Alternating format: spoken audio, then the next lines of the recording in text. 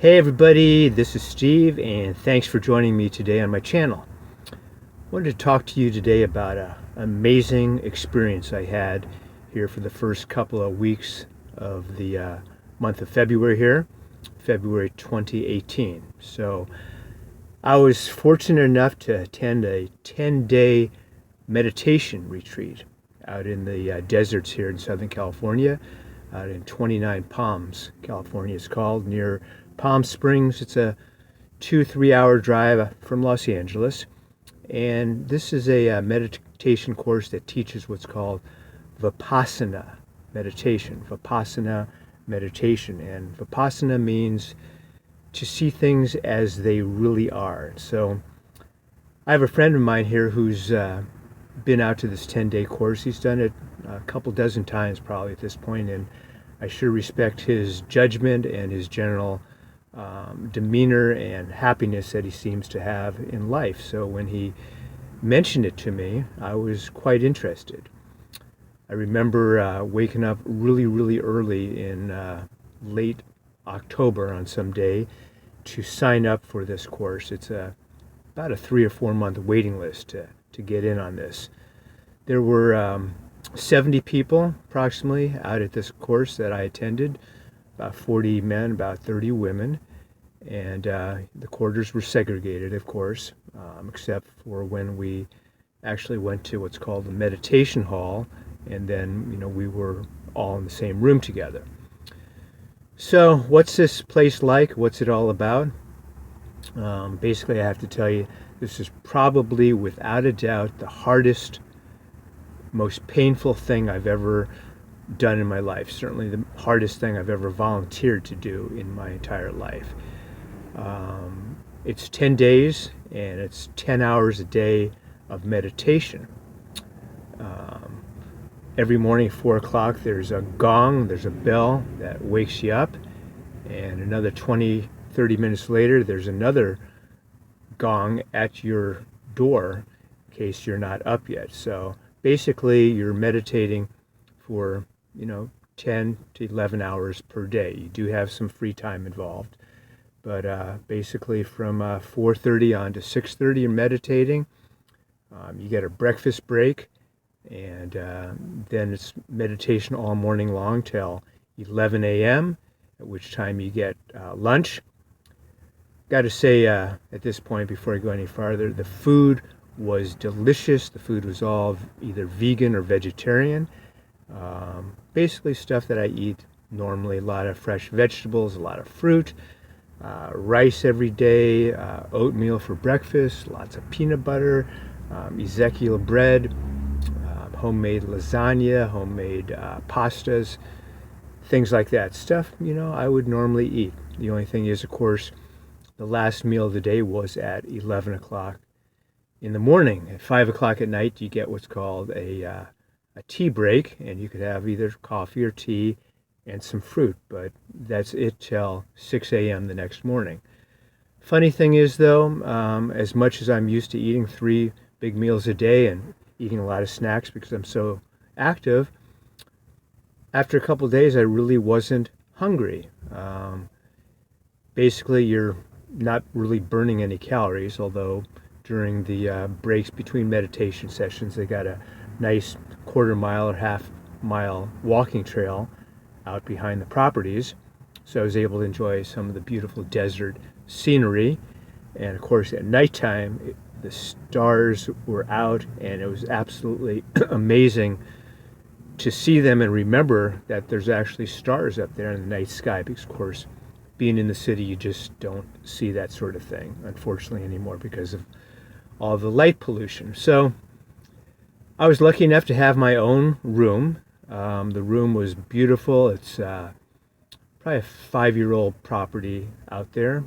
They rely a lot on solar power, well-designed buildings. The room was modern, had air conditioning and heater, which I did not need because this was, like I said, I went up the end of January, February 1st. The weather's perfect out in the desert, maybe 45 degrees at night, maybe 75 at most during the daytime. So weather was ideal.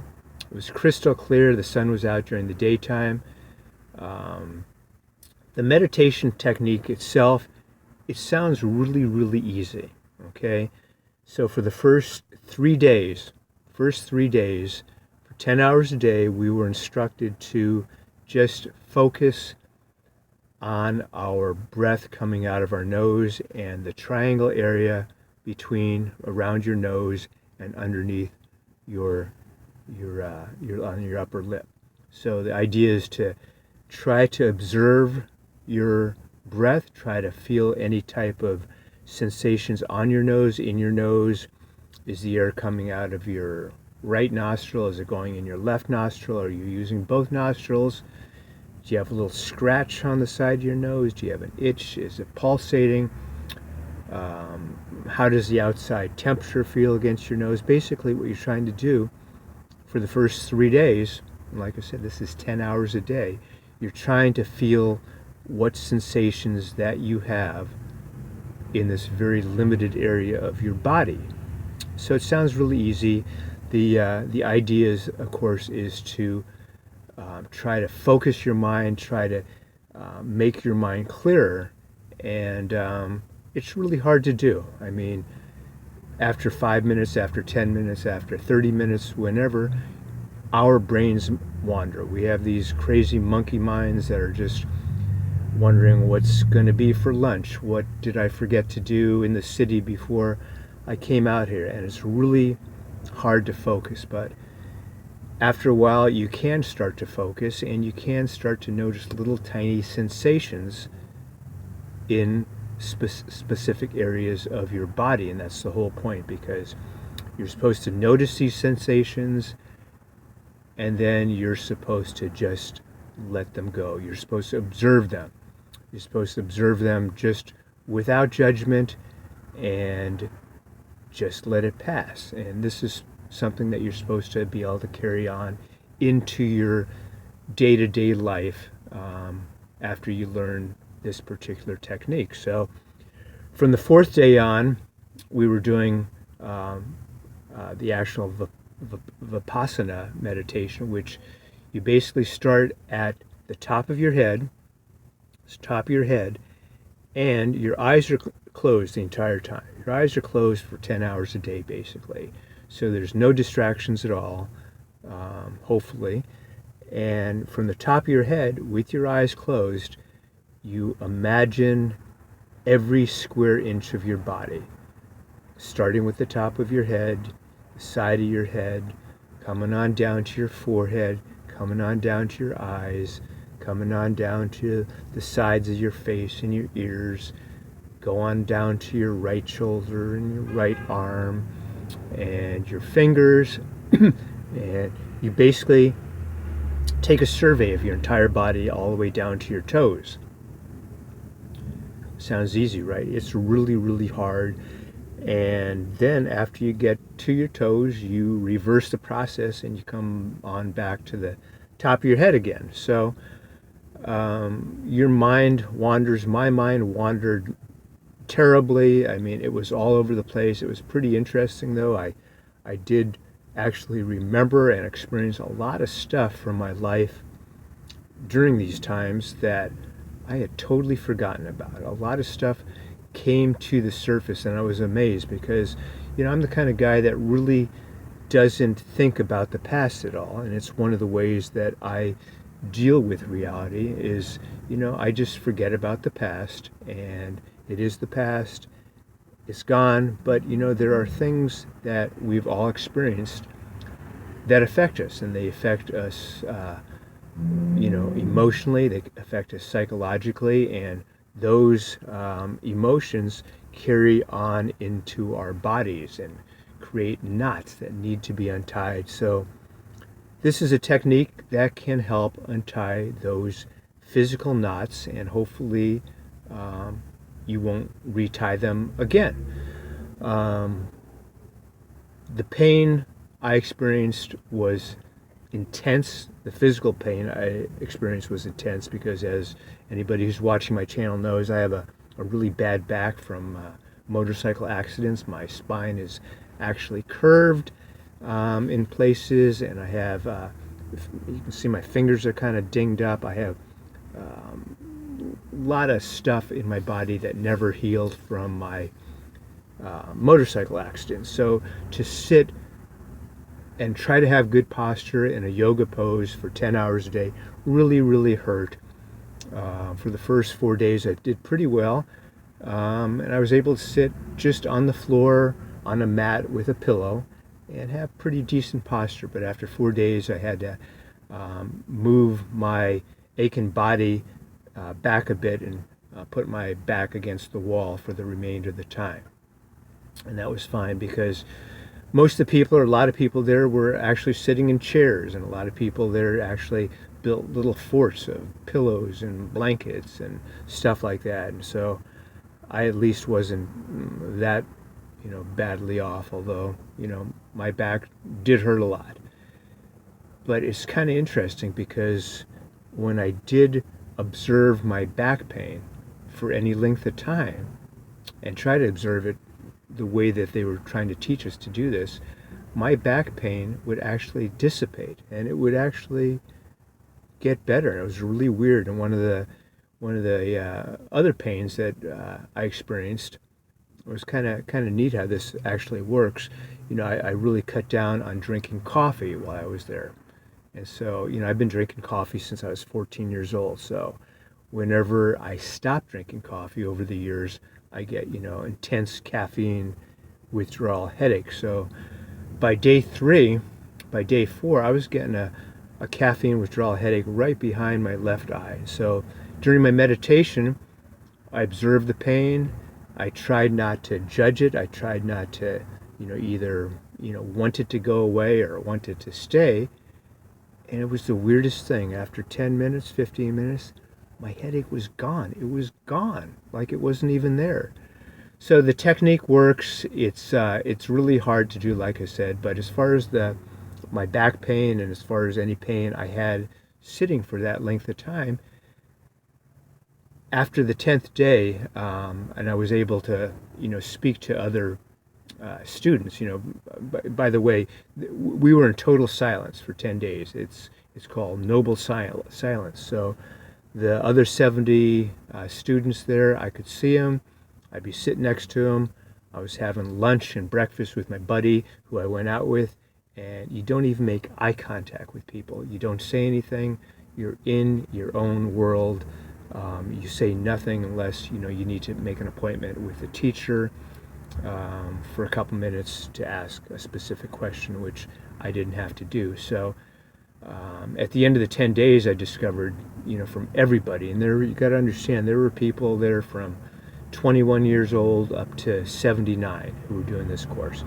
Everybody had some sort of pain going on. The pain of sitting is pretty intense, but that's part of the program. You're supposed to deal with it. You're supposed to get beyond it. And I did. For the first 3 or 4 days, I wanted to escape. I wanted to get out of there so bad. I thought I had made a mistake. I thought this was just total nonsense. I was questioning the program. I was questioning the whole idea of it. Why was I doing this? But, I hung in there. And like I said, everybody, even my buddy, for example, who's done this dozens of times, everybody wants to go within the first 2, 3, 4 days. It's that painful. It's a real structured schedule. And, I just figured I'm taking 10 days off. I'm going to follow through with this, and I'm going to see where it leads me. So I have to tell you, I have a lot of inner work to do. I guess we all do. I've discovered that one of the ways that I deal with the world, and I'm pretty good at it, when negative things happen to me and when negative things have happened to me in the past, I'm really good at ignoring it and just, putting it aside and dealing with today, dealing with what needs to be done today. And it's a good quality to have to a certain extent, except by not dealing with it, I understand now I've pushed a lot of this stuff into my body and I need to get it out. I need to release it.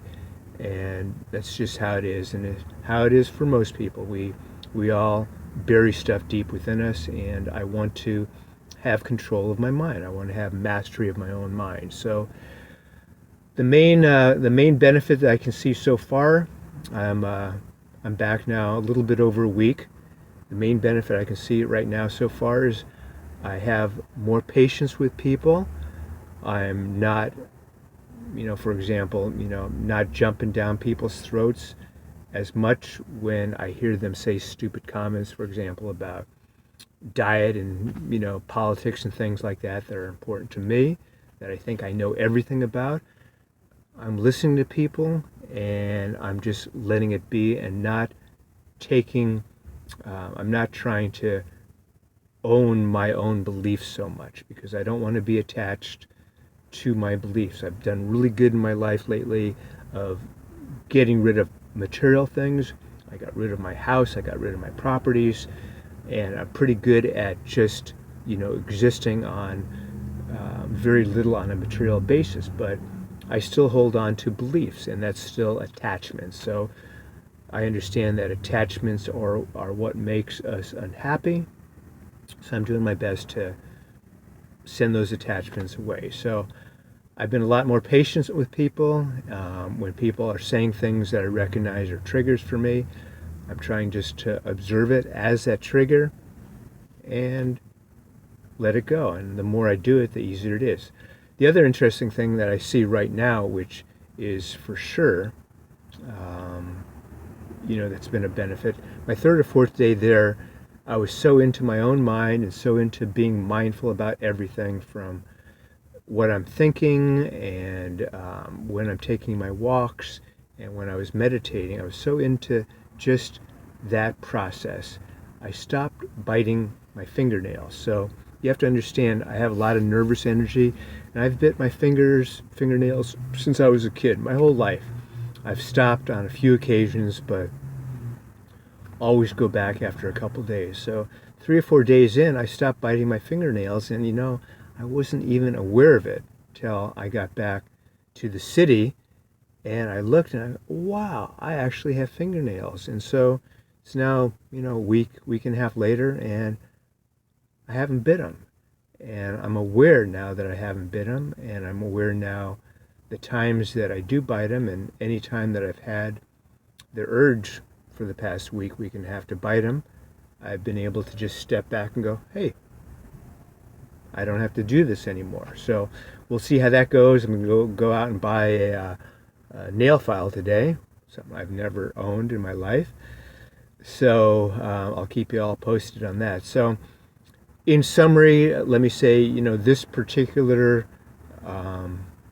meditation course is not for everybody. I mean, in that not everybody probably physically or mentally can get through it at this time in their life. Although at some point in everybody's life, I think that you need it. You need to try to go within. You need to try to figure out what makes you tick internally and not always take your cues from the outside world. So would I recommend this to everybody? Yes. Am I going to go back? Yes, I'm going to go back at least once a year. I'm probably going to go back maybe even this summer to do some volunteer work. Now, one of the coolest things about this Vipassana retreat, and there's hundreds of them at this point all over the world, is it's nonprofit and it's funded only by people who have been through the course. In other words, you pay no money at all when you sign up for the course online. You don't have to pay anything at the end of the course. If you called up today, or if you tried to contact Vipassana today and say, hey, I talked to Steve, and Steve says this is a super thing, I want to send you guys some money, they're not going to take your money unless you have actually been through the course and feel like you've benefited from it. So that's a pretty cool way to run a nonprofit, I got to say. They only take your money once you've been through this particular course. So I don't have a lot of money to give, but I do have time. So it's, like I said, it's all volunteer run. I'll go back out maybe the summertime and do dishes or do some cooking or cleaning or whatever kind of help they need for 10 days. And I'll also get to sit in on some of the, the meditation as a volunteer. But I'm definitely going to go back. hopefully next February, and do the full 10-day course once again. And every year I hope to get a little bit better at this technique. I've taken this particular technique and am doing it now 1 hour every morning and 1 hour every evening, and I'm committed to doing this. I'm committed to trying to master, like I said, my own mind. I don't like to feel like my thoughts are everywhere. I don't like to feel like I can get easily distracted. And I want to control my mind, and I want to control my own body. So this is a great learning tool. You'll get out of it what you put into it, like anything else. But I strongly recommend it. Like I said, it's a 3 or 4 month waiting list. Check it out. I'll put in some links down below. Check it out if you have an interest in personal growth. I think that we all should try to do personal growth all the time. So that's it. I sure appreciate you watching my video and my videos here. Let me know what you think. Let me know if you've been through this kind of course, what your experiences were. And I will catch you guys in the future. This is Steve, over and out.